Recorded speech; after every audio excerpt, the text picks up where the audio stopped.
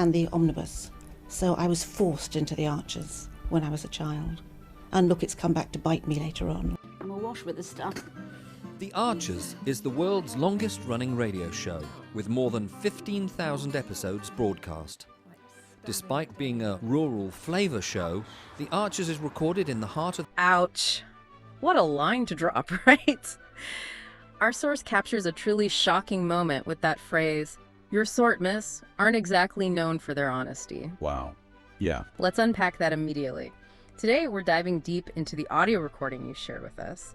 It's quite a snapshot of community life, personal ambition, and some really unexpected clashes. Definitely. It's rich with human dynamics, from someone grappling with self-doubt to others standing up to, well, outright prejudice. And what's so striking, I think, is how these different threads, career choices, the social drama, even hints of corporate stuff, they aren't separate things. Exactly. They all weave together, don't they? They form this really compelling picture of a community, well, a world in motion, where individual choices have ripple effects. We'll look at what happened, obviously, but also try to get at the why. Right. The motivations, the reactions, and what it all means for the people involved.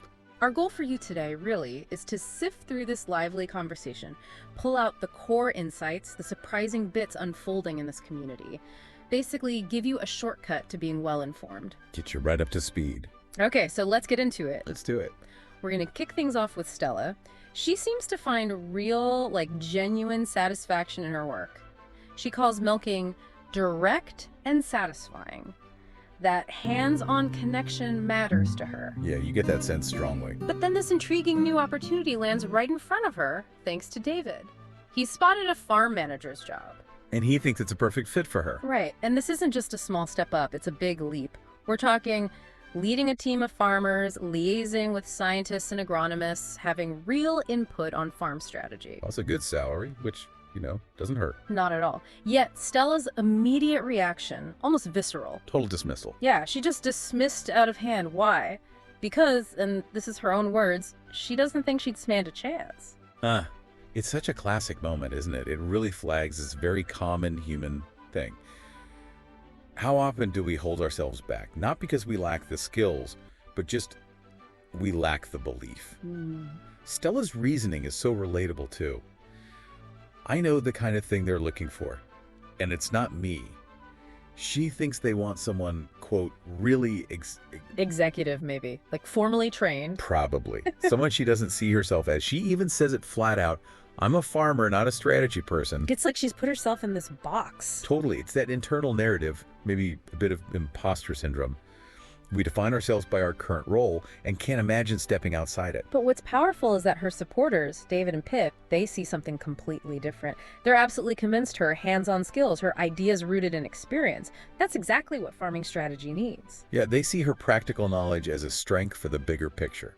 And Pip even uses her own family as an example, saying her parents were open to her ideas and not fools for listening to Stella's advice on their farm. It's like, see? Your perspective is valuable. That's great validation. And David adds another layer, doesn't he? He subtly points out that sometimes pride can be an obstacle. That's interesting. Pride in what sense, do you think? Well, maybe not arrogance, but perhaps pride in her identity as a hands-on farmer makes it hard to picture being a manager. Or maybe it's the fear of failure, Yeah. It feels safer not to try to protect that current identity. Yeah, that makes sense. So their encouragement isn't just empty cheerleading. It's crucial validation trying to help her reframe how she sees her own abilities. They're basically saying, your farming expertise isn't a limitation, it's your superpower for this job. It really makes you wonder, doesn't it? How many times have you, or maybe someone you know, let that little voice of doubt just whisper away a potentially amazing opportunity? All the time. For Stella, though, despite that deep reluctance, just checking the deadline seems to be the trigger. The ticking clock. Right. That deadline, plus her friends really believing in her, it seems to give her just enough of a nudge. She challenges that self-doubt. She decides to apply. Which is in itself a quiet act of courage. Definitely. The courage to just try. Absolutely. And it's interesting because it sets up a bit of a contrast with where we're going next. Stella's battle is internal, right? Fighting her own perceptions, taking a professional risk. Okay.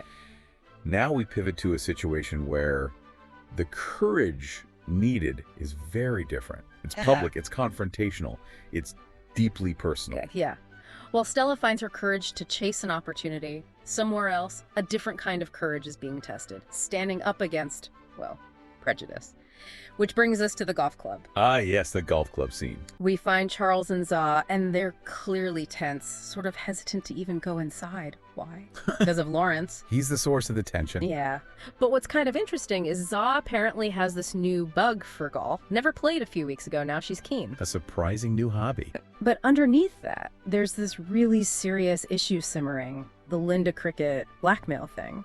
And it sounds like Linda's taken action. She's sent the email now to the Borsach Golf Association. Okay, so it's escalating. This is a perfect example of how personal grievances, especially when they come from someone like Lawrence, who seems to act with, well, a certain entitlement, how they can just erode trust in a community. Creates a bad atmosphere. Totally.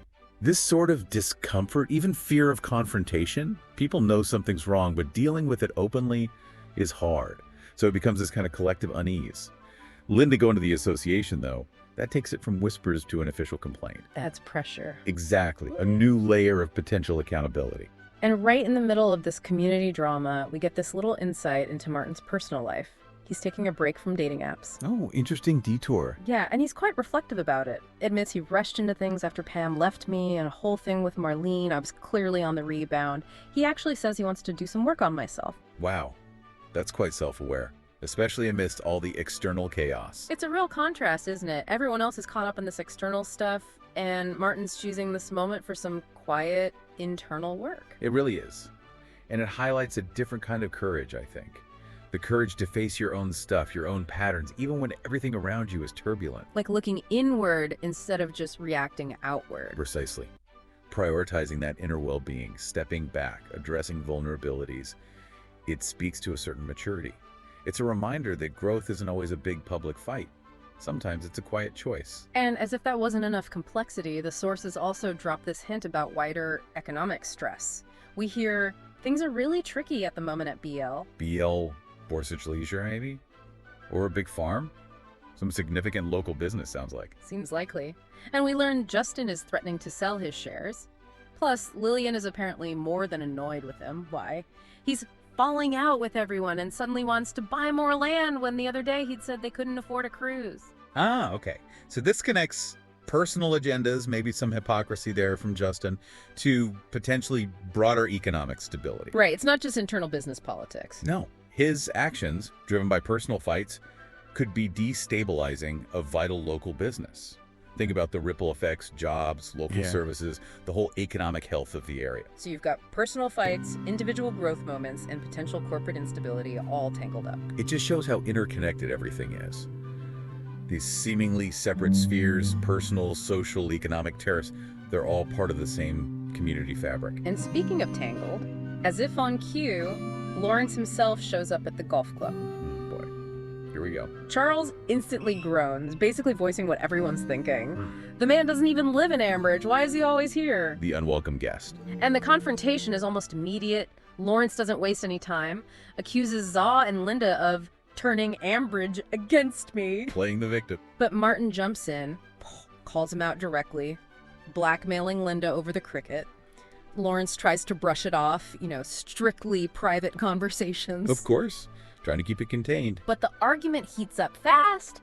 Lawrence loses his cool, and then he drops that line on Za. Your sort, miss, aren't exactly known for their honesty. Oof, there it is. And what's really shocking is how quickly it goes from a personal argument to something so deeply concerning, so, well, racist. Yeah.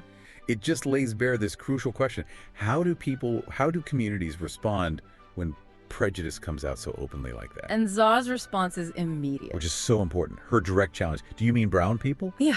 Do you mean brown people aren't known for their honesty? Yeah. She doesn't let it slide. She forces him right there to confront the ugliness of what he just said.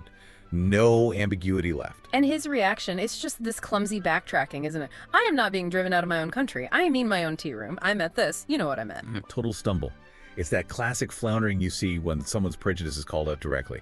It completely exposes how weak his position is. And then, the orange juice. Ah, yes.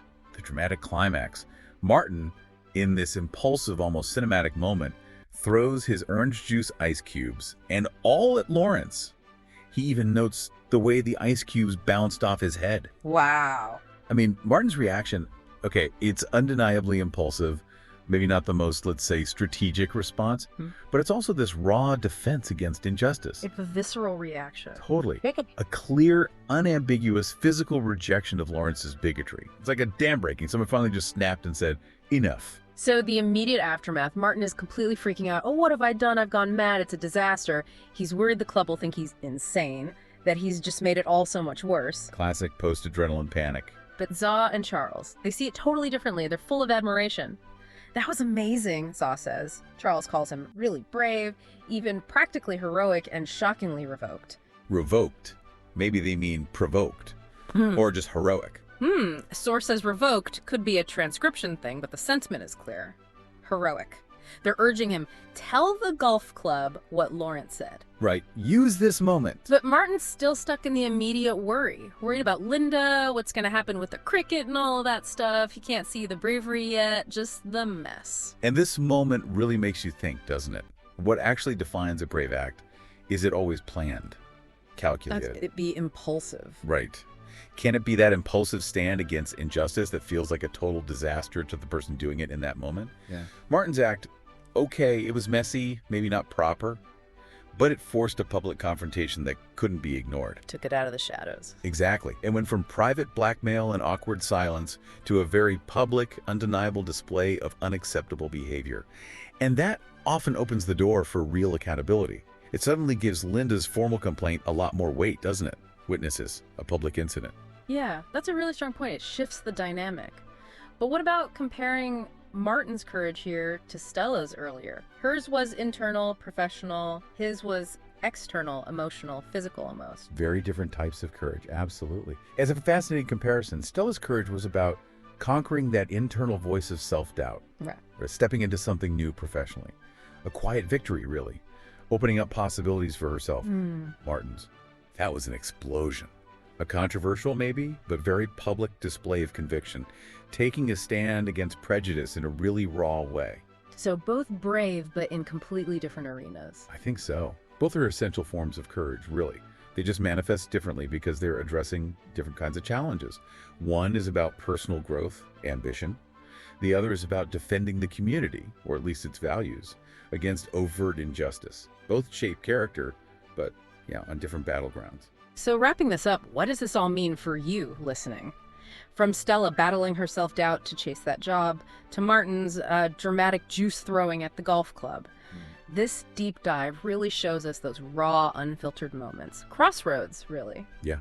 Professionally, personally, morally. And if we step back, both stories really highlight the power of finding your voice, don't they? How so? Well, Stella being encouraged to voice her ambition, to see her own potential.